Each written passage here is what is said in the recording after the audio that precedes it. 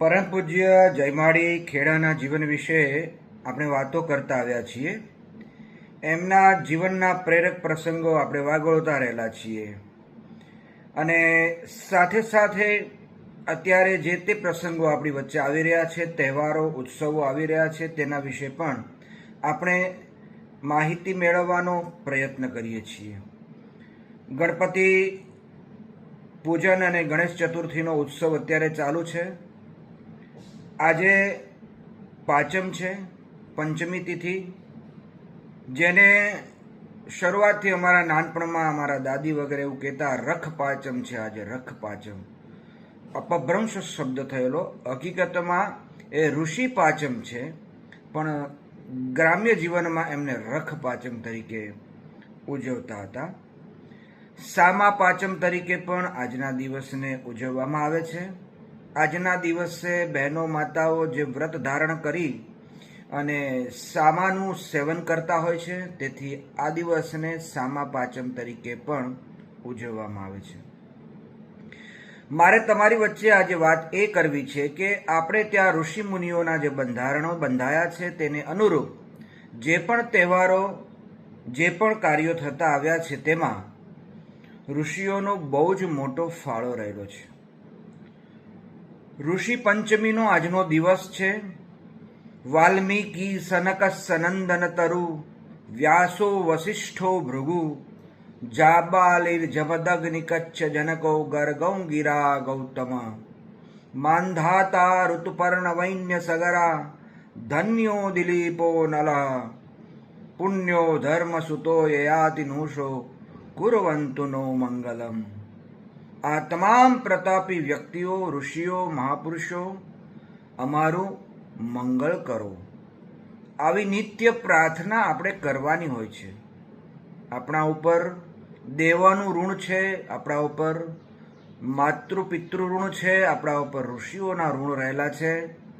અને આપણે સૌ જ્યારે પણ આપણી ભારતીય સંસ્કૃતિ, સાંસ્કૃતિક વિરાસતો, સાંસ્કૃતિક વિચારો અને પરંપરાને જ્યારે આપણે વળગીને રહેશું, ત્યારે આપણે સમજી શકીશું કે આપણા ઋષિઓએ કેવડા મોટા બંધારણો તૈયાર કર્યા છે. લગ્ન પ્રથા શું છે? પરમ પૂજ્ય માળીને આજે સવિશેષ એટલે યાદ કરવા છે કે મારી અને તમારી એક જ માન્યતા છે. ઋષિ એટલે દાઢીવાળા હોય, મોટા વાળ હોય, સમાધિમાં બેઠા હોય, ધ્યાનમાં બેઠા હોય, જંગલમાં તપ કરતા હોય, એ જ ઋષિ. ઠીક છે, એ શ્રદ્ધા તરીકે આપણે એ સ્વરૂપને નમસ્કાર કરીએ છીએ અને એ પણ જીવનનું એક અંગ છે જ.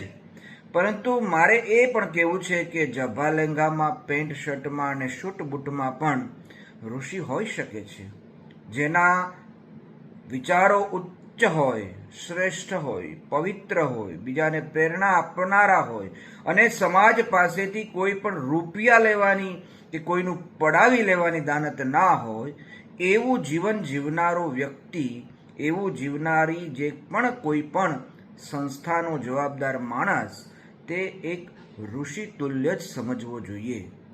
આજના દિવસે હું પરમ પૂજ્ય માળીને અર્વાચીન ઋષિ તરીકેની ભાવના સાથે નમસ્કાર એટલા માટે કરું છું કે મેં ખૂબ નજીકથી જોયું છે કે એમનું જીવન જુઓ તો એકદમ સાદું, એમના વિચારો જુઓ એકદમ ઉન્નત વિચારો, અને પરોપકારી કાર્યો માટે જ એમનું જીવન 24 કલાકની અંદર સતત બીજા માટેનું, દુખિયારાઓનું દુઃખ દૂર કરવા માટેનું, મુશ્કેલીમાં જે પણ મુકાયેલો હોય એમને એમાંથી બહાર કાઢો, ઉગારવાનું, લોકો શારીરિક રીતે પીડાતા હોય એમને પણ એમાંથી બહાર લાવવા માટેનું એમને જે સેવાકી કાર્યોનો આરંભ કર્યો છે.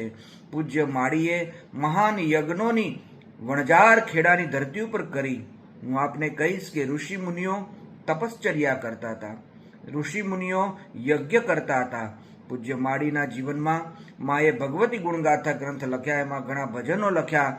એમાંનું એક ભજન પણ આપણે યાદ કરીશું કે ઋષિઓએ આમ બંધારણ બાંધ્યા રે.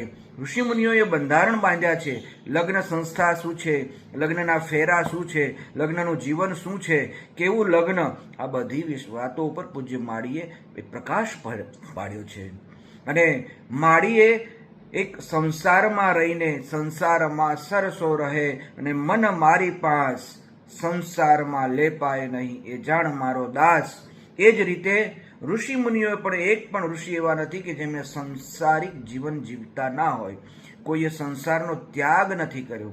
એટલે 100% સંપૂર્ણપણે આજે હું એ પણ ભાવ સાથે કહીશ કે મારા જીવનની અંદર મેં નજીકથી અર્વાચીન 2 મહાપુરુષોને 2 મહાન ઋષિઓને મેં જોયા છે. તેમના નામ છે પરમ પૂજ્ય પાંડુરંગ શાસ્ત્રી આઠવલેજી, પૂજ્ય દાદા સ્વાધ્યાય કાર્યના પ્રણેતા, અને મેલડીમાં મઢખેડાના આદ્ય ઉપાસક સનાતન ધર્મભૂષણ પરમ પૂજ્ય વિશ્વવંદનીય ખેડાવાળા માળી. આમના જીવનની નિસ્પૃહતા જાણીશું, જોશું. એમણે કરેલો અથાગ પ્રયત્ન, એમણે કરેલો અથાગ મહેનત, એમનું જે જીવન ઘસી કાઢ્યું છે. કહ્યું છે ને કે ઋષિઓએ આપણું જીવન ઉજાગર કરવા માટે લોહીનું ટીપે ટીપું વાપર્યું છે, હાડકાનું ખાતર બનાવી દીધું છે. આવા સંતોને, આવા મહાપુરુષોને, આવા તપસ્વીઓને આજના ઋષિ પાંચમના દિવસે યાદ કરીએ. જે ઋષિઓએ આપણા જીવનનું નિર્વહન કર્યું છે, આપણા જીવનને ઉજાગર કર્યા છે, એવા તમામ ઋષિ મુનિઓને આજે આપણે નતમસ્તક પ્રણામ કરીએ, એમને કૃતજ્ઞતાપૂર્વક વંદન કરીએ છીએ. અને ઋષિ પાંચમ અને ઋષિ પંચમી આજની જે છે તે દિવસની ઉજવણી કરી આપણે સૌ ધન્ય થઈએ. એ જ ભાવ સાથે આજની વાણીને અહીંયા વિરામ આપી આવતીકાલે ફરીથી બીજી વાત લઈને મળીશું. ત્યાં સુધી દરેકને જય માળી.